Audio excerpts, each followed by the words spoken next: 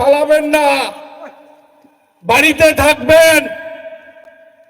সেদিন হিসাব হবে দুধ কা দুধ পানি কা পানি, কার কত দম আছে, কে কত মায়ের দুধ খেয়ে বিজেপি করে, কে কত মায়ের দুধ খেয়ে বিজেপি করে, সেটা দেখা হবে।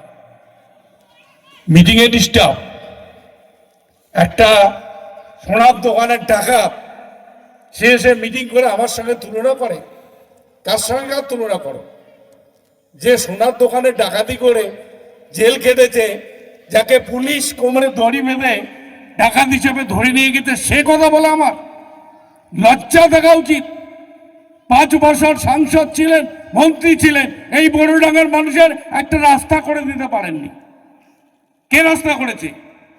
যারা আজকে এখানে কথা বলছেন সে বিজেপির মহিলারা হাত পেতে মমতা ব্যানার্জির ভিক্ষা নিচ্ছেন লক্ষ্মীর ভান্ডার। এটা তো বলে বিজেপির ভিক্ষা। কারণ লজ্জা করে না? টাকাটা যখন ব্যাংক থেকে তোলেন, এই টাকাটা ফেরত দেওয়া উচিত। বিনা পয়সায় চাল খাচ্ছে, কন্যাশ্রীর টাকা নিচ্ছেন, কৃষক বন্ধুর টাকা নিচ্ছেন, আর ভোটটা পদ্ম বলে দিচ্ছেন, বড় লেকচার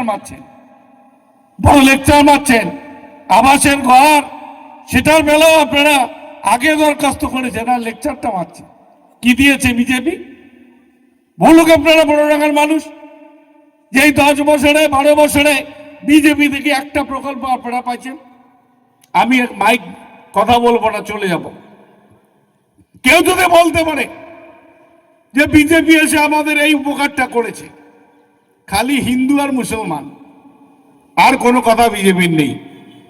এখানে যারা হিন্দু মানুষ আছেন, পেটলার বাজারে জানতো 1 বস্তা ইউরিয়া সার কিনেন, হিন্দুকে যে দামে কিনতে হয় মুসলমানকেও সেই দামে কিনতে হয়। হিন্দুদের জন্য কি 200 টাকা কম আছে?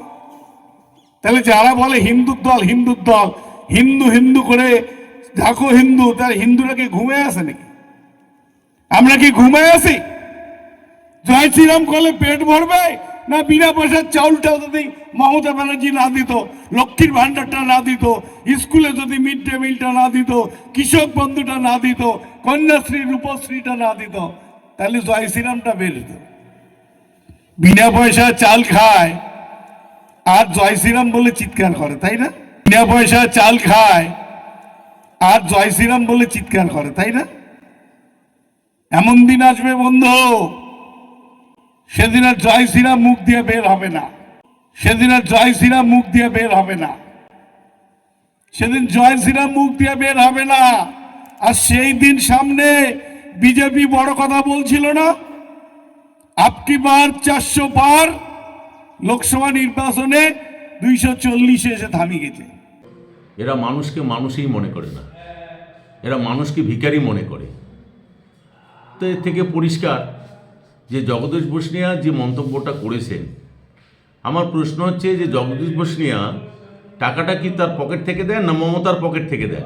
এটা তো জনগণের টাকা, তো জনগণের টাকা জনগণকে দেওয়া হচ্ছে, এটা ভিক্ষার কি আছে? তো এই যে ভিক্ষাবৃত্তির কথা বলছে, এর জবাব কিন্তু মানুষ আগামী 2026-এ কিন্তু দিয়ে দেবে।